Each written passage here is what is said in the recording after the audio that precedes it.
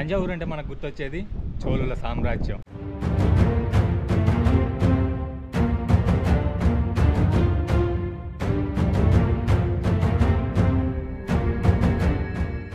చాలా వీడియోస్లో తంజావూరు అంటే బృహదేశ్వర ఆలయం లేకపోతే ఇంకొన్ని ఆలయాలు అని చెప్తారు, కానీ ఇక్కడ బొమ్మలకు కానీ లేకపోతే సంగీత కళాకారులకు కానీ కొదవే లేదు.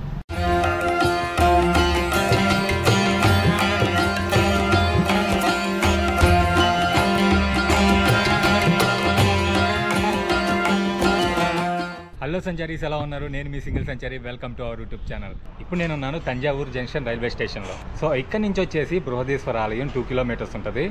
సో బయటికి వెళ్ళిపోదాం. బయటికి వెళ్ళిపోయేసి బస్ చూసుకొని ఎక్కేసి దేవాలయానికి వెళ్ళిపోయి అక్కడ మాట్లాడుకుందాం అన్ని విషయాలు. నేనైతే నెల్లూరు నుంచి బయలుదేరి వచ్చాను. రామేశ్వరం స్పెషల్ ట్రైన్ ఉందన్నమాట. అది బెనారస్ నుంచి రామేశ్వరంకి వస్తుంది.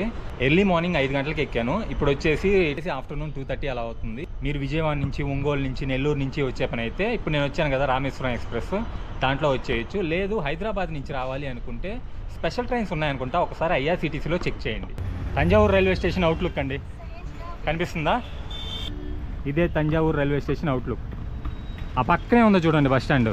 ఆటోలు కూడా ఉన్నాయి, ఇక్కడ నుంచి ఆటోలు కూడా వస్తాయి. మీరు ఒకవేళ ఫ్యామిలీతో వస్తే ఆటోలు తీసుకొని వెళ్ళిపోవచ్చు. దగ్గరకు వచ్చేసామండి. మనకి ఫస్ట్ ఎంట్రన్స్ కనిపిస్తుంది కదా, దీన్నే మరాఠా గేట్ అంటారు. తంజావూరుని చివరిగా పరిపాలించిన మరాఠా రాజులు దీన్ని కట్టించారు. ఆ పక్కన చూసుకున్నట్లయితే మనకి సేఫ్ గార్డ్ వాల్ ఉంది చూడండి, దానికి హోల్స్ కూడా ఉన్నాయి. ఎందుకంటే అప్పట్లో వాళ్ళు కాపాడుకోవడానికి, అలాగే యుద్ధానికి వచ్చిన వాళ్ళ మీద దాడి చేయడానికి. ఈ బృహదేశ్వర ఆలయంలోకి మనం ఎంటర్ అవ్వాలంటే 3 గేట్లు దాటాలి. మరాఠా గేట్ దాటుకుని లోపలికి వెళ్తే 2వ గేట్. దీన్నే కేరళ అంతకని తిరువసల్ అని పిలుస్తారు. ఈ గోపురం చరిత్ర కూడా పక్కన శిలాఫలకాల మీద ఉంది, మనం హ్యాపీగా చదువుకోవచ్చు. రాజరాజ చోళుడు అప్పట్లో కేరళలో చెరా డైనెస్టీ రాజుల మీద గెలిచినప్పుడు ఆ విజయానికి గుర్తుగా ఈ గోపురాన్ని కట్టించాడంట. అసలు చాలా గ్రాండియర్ గా ఉంది. ఇక్కడ గోపురాలు ఏవి కూడా హైట్ లేదు, కానీ వెడల్పు మాత్రం చాలా ఉన్నాయి. అంటే ఆ రాజసాన్ని ఈ గోపురంలో చూడొచ్చు మనం. ఇంకా వాటి మీద శిల్పాలు అంటారా, వావ్, అసలు మైండ్ బ్లోయింగ్ అండి బాబు. చూస్తున్నారు కదా ఎంత బాగా కారు చేశారు. నిజంగా అప్పట్లో స్థపతులకి, విశ్వకర్మ బ్రాహ్మణులకి, ఎవరైతే ఈ శిల్పాలకి హెల్ప్ చేశారో ఆ శిల్పులకి హ్యాట్స్ ఆఫ్ అండి బాబు. సరే, ఈ 2వ గేట్ దాటుకొని లోపలికి వెళ్తే రైట్ సైడ్ లో మనకి చెప్పుల స్టాండ్, క్లాక్ రూమ్ ఉంటది. ఎందుకంటే లోపలికి మనకి చెప్పులు గానీ బ్యాగ్స్ కానీ అలో చేయరు. ఇది ఓల్డ్ హెరిటేజ్ సైట్ అయినా గానీ లోపల రాజరాజేశ్వరుడికి ఇప్పటికీ పూజలు జరుగుతున్నాయి. అందుకే లోపలికి బ్యాగ్స్ కానీ చెప్పుల్స్ కానీ అలో చేయరు. ఓకే, బ్యాగ్స్ చెప్పులు అక్కడ పెట్టేసుకొని మళ్ళా 2వ గోపురం దగ్గరికి వచ్చేస్తాము. అక్కడి నుంచి కొంచెం ముందుకెళ్తే 3వ గోపురం. ఇదే అసలైన గోపురం. 1000 సంవత్సరాల క్రితం బృహదేశ్వర ఆలయం కట్టారు కదా, సారీ రాజరాజేశ్వరుడికి ఆలయం కట్టారు కదా రాజరాజ చోళుడు.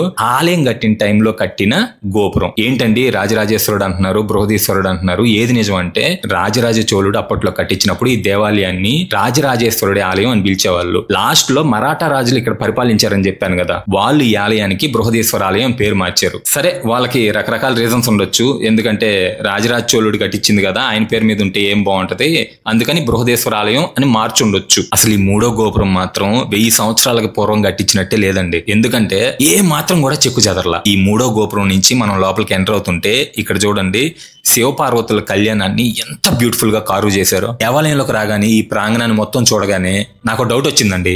నేనేమన్నా రాజుల కాలంలోకి టైం ట్రావెల్ చేసి వచ్చానా అనిపించింది. ప్రతి చిన్న దాంట్లో రహస్యం కనిపిస్తుంది. అసలు 1000 సంవత్సరాల క్రితం ఇటువంటి ఆలయాన్ని ఎలా కట్టారు? ఇప్పుడు అందరూ కలలుగాను వాటిని సాధించు అనే కొటేషన్ లో బతుకుతూ ఉంటారు. కానీ ఈ ఆలయం చూసిన తర్వాత, ఇక్కడ అద్భుతాలు తెలుసుకున్న తర్వాత నాకు అనిపించింది ఏంటంటే, పనిని ఊహించు, దాన్ని సాధించు, చరిత్రను నెక్స్ట్ జనరేషన్ కి అందించు. చరిత్రను తెలుసుకోకుండా ఇవి చూడకపోతే మన బ్యాడ్ లక్. ఎందుకు అంత పొగుడుతున్నావు? ఏంటి రాజరాజ చోళుడికి అంత విజన్ ఉందా? శిల్పులు అంత టెక్నాలజీని యూజ్ చేశారా? స్థపతులు అంత బ్యూటిఫుల్ శిల్పాలను ఇక్కడ చెక్కారా అని అంటే దానికి ఆన్సర్ ఒక్కొక్కటి చెప్పుకుంటూ వెళ్తారండి. అసలు ఈ ఆలయాన్ని ఎవరు డిజైన్ చేశారంటే కుంజర మల్లన్ రాజరాజ పెరుంతాచన్. 1003లో స్టార్ట్ చేసి 1010లో కంప్లీట్ చేశారు. జస్ట్ 7 years లో ఇక్కడ ఎంత టెక్నాలజీ పెట్టారంటే, ఏ మిషనరీ లేని రోజుల్లోనే వాళ్ళ దగ్గర ఉన్న పాతకాలపు ఎక్విప్మెంట్ తో, అలాగే మొత్తం దేవాలయాన్ని గ్రానైట్ రాయితో కట్టడం అనేది వావ్, ఇంజనీరింగ్ మార్వెల్.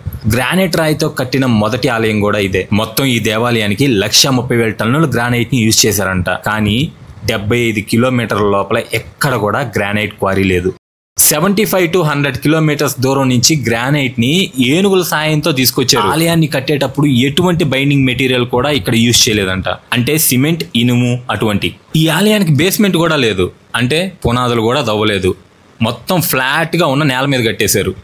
ఇంటర్లాకింగ్ సిస్టంతో ఒక రాయి మీద రాయి పెట్టి లాక్ చేశారు. ఇంటర్లాకింగ్ సిస్టమ్ అంటే మనకు గుర్తొచ్చేది హోయసల రాజులు కట్టించిన దేవాలయాలు. ఎగ్జాంపుల్గా బేలూరు చెన్నకేశవ స్వామి దేవాలయం. కానీ అవి సోక్ స్టోన్తో కట్టారు, అంటే భూమిలోనే నానుంటాయి, వాటిని చెక్కి బయటికి తీసుకురావడం వల్ల అవి స్ట్రాంగ్ గా తయారవుతాయి. మరి ఈ ఆలయాన్ని గ్రానైట్ రాయితో కట్టారు. సో గ్రానైట్ రాయి చాలా హార్డ్ గా ఉంటది, ఇంటర్లాకింగ్ అనేది చాలా కష్టం. అంటే అసలు ఎంత అడ్వాన్స్డ్ టెక్నాలజీ అంటే రాయికి మధ్య పజిల్ టెక్నిక్ ని యూజ్ చేశారు. సిట్టింగ్ కోసం గ్రానైట్ రాయిని ఎంత షేప్ కి తీసుకురావాలో ఒక్కసారి ఆలోచించండి. బైండింగ్ మెటీరియల్ లేకుండా 216 అడుగుల విమాన గోపురం కట్టడం అంటే వాళ్ళు ఎంత స్కిల్డ్ పీపుల్ అయి ఉండాలి. ఓకే, ఇది కూడా పక్కన పెట్టేద్దాం. ఇప్పుడు అసలు హైలైట్ చెప్పుకుందామండి. 216 అడుగుల గోపురం పైన 80 టన్నుల రాతి కలశం. ఒకే రాతిని కలశంగా బ్యూటిఫుల్ ఆర్ట్తో మలచడం ఒక ఎత్తు అయితే, దాన్ని పజిల్ టెక్నిక్ తో కట్టిన ఈ విమాన గోపురంపై ఎటువంటి క్రేన్లు టెక్నాలజీ ఏమీ లేకుండా పెట్టడం అనేది వండర్కే వండర్. దీన్ని ఎలా అక్కడ పెట్టారంటే గోపురం నుంచి 8 కిలోమీటర్లు ర్యాంపు తయారు చేసి మొత్తం 5000 ఏనుగుల సహాయంతో పైకి తీసుకెళ్లి పెట్టారు. ఒక చిన్న మిస్టేక్ జరుగుంటే ఆ గోపురం మొత్తం కూలిపోయి ఉండేది. ఈ రోజు ఇంత అద్భుతాన్ని మనం చూసుండే వాళ్ళం కాదు. అంటే వాళ్ళు ఎంత పర్ఫెక్ట్ గా ప్లాన్ చేసి ఉండాలి, ఎంత స్కిల్డ్ పీపుల్ అయి ఉండాలి. అసలు మన పూర్వీకుల గురించి ప్రపంచ దేశాలన్నీ ఇప్పటికీ ఎంతగా పొగుడుతున్నాయంటే ఇటువంటియే కదా. అలాగే ప్రపంచ దేశాలన్నీ కూడా ఇప్పటికీ ఈ కలశాన్ని వింతగా చూస్తాయి. రాజరాజ చోళుడు గాని లేకపోతే శిల్పులు గాని అందరూ కూడా ఇంత కష్టపడి దీన్ని ప్యాలెస్ గా ఏమన్నా మార్చుకున్నారా? లేదండి, శివయ్యకి అంకితం చేశారు. అది మన పూర్వీకుల్లో ఉండేది, మనకి లేనిది. అంత భక్తి ఇప్పటి వాళ్ళకైతే అయ్యే పని కాదు. అది కూడా అసలు బేస్మెంట్ లేకుండా. అమ్మో దండాల స్వామి అందరికి. గోపురం నీడ గురించి కొన్ని కాంట్రవర్సీస్ ఉన్నాయి, అందుకే నేను ఇప్పుడు ఏం మాట్లాడను. నేను వెళ్ళినప్పుడైతే గోపురం నీడ పడలేదు, కానీ ఆలయం చుట్టూ మండపాలు ఉన్నాయండి. ఆ మండపాల్లో 250 శివలింగాలు ఉన్నాయి. చూడడానికి డిఫరెంట్ సైజుల్లో చాలా బాగుంటాయి. మీరు ఆలయానికి వెళ్ళినప్పుడు చుట్టూ తిరుగుతూ చూడండి. ఇంకా అసలు ఈ ఆలయం పైన ఉన్న శిల్పాల గురించి ఇంకా ఏమని చెప్తాం, మీరే చూడండి. అలాగే పాత రోజుల్లో నోట్ల మీద కూడా ఈ దేవాలయ గోపురం గుర్తుండేదంట. కొంతమంది రాజకీయ నాయకులు ఆ నోట్లను డిమానిటైజ్ చేశారు. వాళ్ళకి గాంధీ మాత్రమే ఉండాలనిపించిందేమో ఈ నోట్ల మీద. ఇప్పటికీ కొన్ని 5 రూపీస్ కాయిన్స్ మీద ఈ గోపురం ఉంటుంది, ఒకసారి గమనించండి మీకు ఎప్పుడైనా దొరికితే. ఇక మనం నంది మండపం, ఇక్కడ ఉన్న నంది గురించి మాట్లాడుకుందాం. ఇక్కడ నంది ప్రపంచంలోనే అతి పెద్ద 2వ ఏకశిలా నంది. మొదటిది లేపాక్షిలో ఉంటుంది, ఇది అందరికీ తెలిసిందే. ఈ నంది మాత్రం 13 అడుగుల ఎత్తు, 16 అడుగుల వెడల్పుతో చూడడానికి చాలా బాగుంటాడు నందీశ్వరుడు. ఈ నంది మండపంలో పెయింటింగ్ గురించి ఎంత చెప్పుకున్నా తక్కువే. న్యాచురల్ కలర్స్ తో, అంటే లీవ్స్ నుంచి, ట్రీస్ నుంచి, ఫ్రూట్స్ నుంచి ఎక్స్ట్రాక్ట్ చేసిన కలర్స్ తో ఆ పెయింటింగ్స్ కళ్ళు జిగేలమనిపించేలా ఉంటాయి. ఆ ఆర్ట్ ని, ఈ నంది మండపాన్ని, ఆ నందిని మదురై నాయకులు చాలా బాగా నిర్మించారు. నిజంగా వాళ్ళకి హ్యాట్స్ ఆఫ్ చెప్పుకోవాలి. ఫైనల్ గా శివయ్య గురించి తెలుసుకోవాలి. 13.5 అడుగుల శివలింగం, లింగంపై పెద్ద అడ్డనామాలు. శివయ్య అంటే భక్తి ఉంటే మాత్రం తెలియకుండా కంట్లో నుంచి నీళ్ళు వచ్చేస్తాయండి. ఆ లోపలికి వెళ్తే చాలు ఆ వైబ్ డిఫరెంట్ గా ఉంటది. అంత పెద్ద శివలింగం దర్శనం ఎక్స్పీరియన్స్ అయితే మాత్రం చాలా బాగుంటది. ఆ విమాన గోపురం పైన 80 టన్నుల కలశాన్ని ఎందుకు పెట్టారో తెలుసా? ఇక్కడ ఇంత పెద్ద శివలింగం శక్తిని తట్టుకోవాలి అంటే పైన అంత బరువు ఉండాలి. ఆ ఆరా అలా ఉంటది.